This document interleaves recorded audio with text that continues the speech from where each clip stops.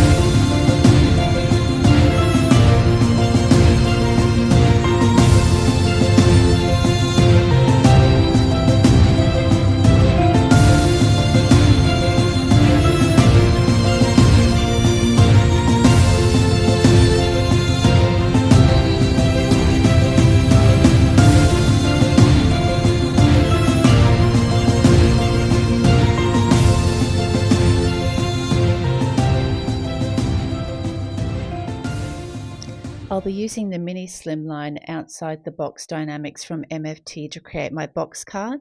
So I've grabbed a piece of smooth white cardstock and I'll need one for the background and two of these side panels to form my box.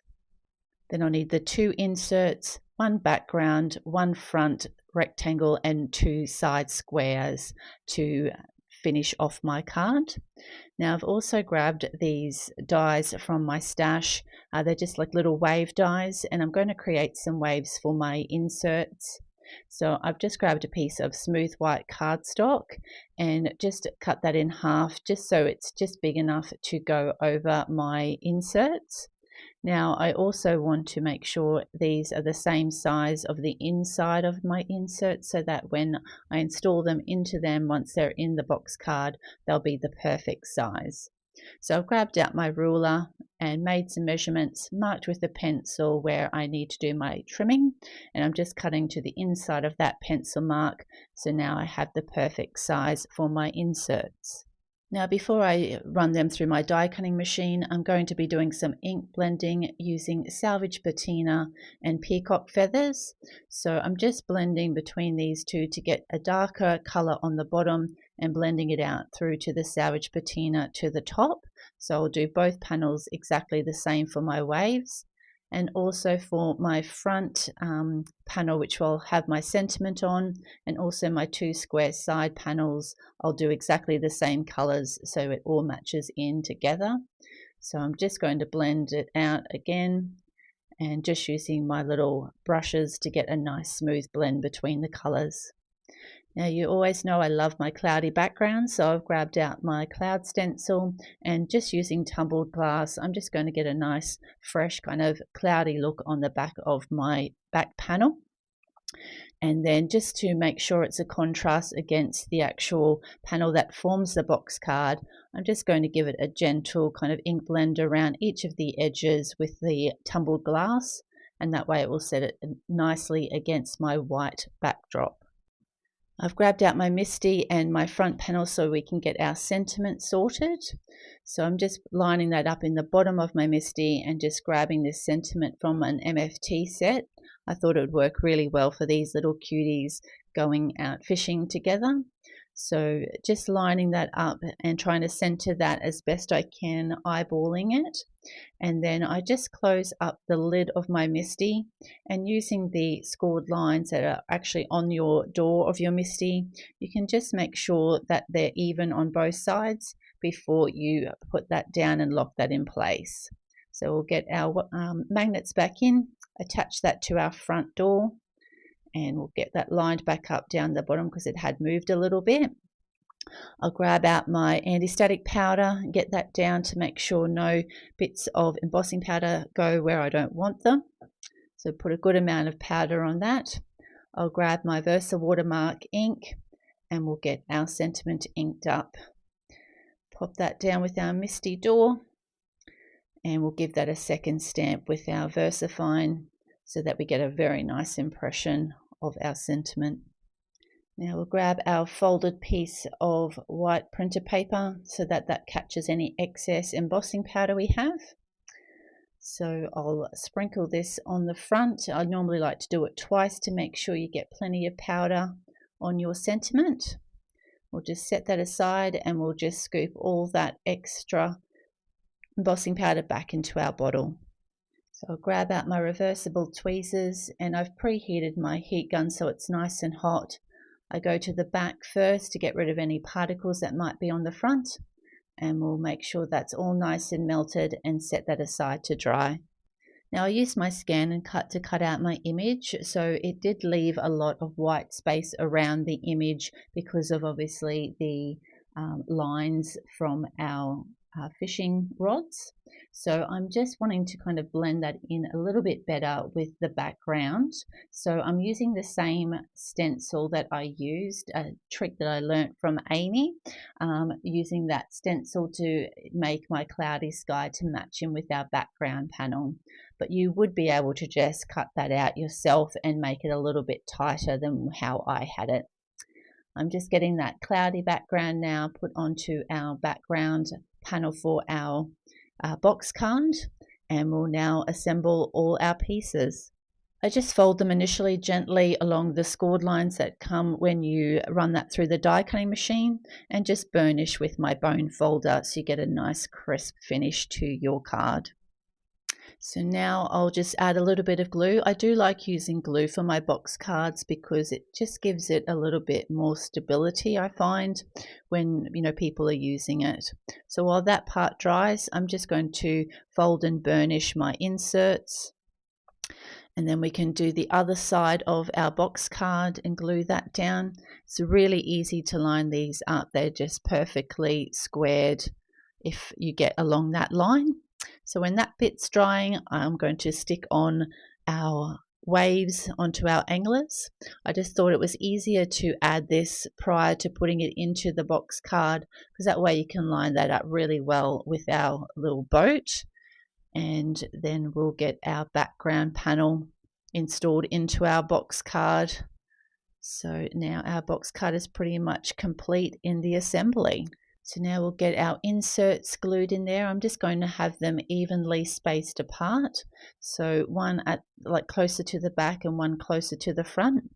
Again, I'm just adding a little bit of glue on either end. It most probably is easier to use tape runner for your inserts, but I just chose to continue using the glue. So you'll see me struggle a little bit here, making sure that it's attaching. I did find actually putting it down on either side and giving it a good press on either side worked really well to make sure that it was adhered in the correct spot. And you'll see I find this much easier when I do it with our front panel. Just lining that up a little bit closer to the front, just making sure it's lined up with the top, and then just pushing it either way and giving that a good press. Now with our sentiment strip, I'm just going to attach that to the front, and I'm just adding it down so that the darker blue is down the bottom, and that's the same with my two side squares so that it matches in nicely with our waves. That's how we've got our waves done for inside. So it's easy just to kind of push your little box to one side. So I just push that to the left and put the right one on, then push it to the right and you pop the right one on. It's much easier to line up once it's pushed to either side. Now we'll get our little anglers put at the back. So just putting a little bit of glue on the bottom, we'll pop that in and get that on that insert. Just lining it up and making sure it's straight on either side. So just like gently adjust it either way to make sure it's nice and straight. Then we'll pop our front waves in, and I'm just going to do that a little bit lower than the back so you can make sure you see the back waves as well as the front. Just again line that up with the front of your front tab and make sure that's attached. Now I did color these little fish off camera. They do come from a digital set that you can get from Sweet November stamps. So I just wanted them to kind of be poking up out of the water, worried that they're going to get caught by these little cute little anglers. So I'm going to attach one to the left just straight on the wave, and the second one I've just grabbed a piece of clear acetate, and I'm going to have him kind of popping up out of the water, like jumping up, scared of these little anglers potentially catching him. So for this one I am using some tape runner on this because obviously with the acetate it's very hard to use liquid glue. So I'm going to attach that internally first onto our front wave. Just work out where with the fish that I want that to go, because I have made it a little bit longer. Then I'll just grab out my scissors and just trim that down to size that I want, so that it's just kind of covered by the fish and only a little bit of that acetate showing at the bottom. So I'll grab the tape runner, add that directly to my fish, and we'll get that little fish attached to our acetate in our card.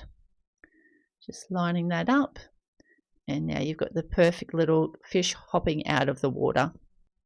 And this is the finished card for this tutorial.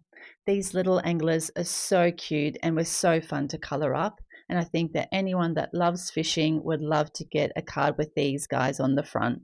I hope you're a lucky newsletter subscriber and were able to get this cute image for free.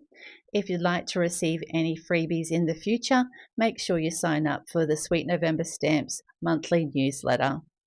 Thank you so much for watching. If you have liked this video, please click the like button, and if you'd like to see any future videos, please hit the subscribe button. Thanks so much for watching. Have a great day. Bye.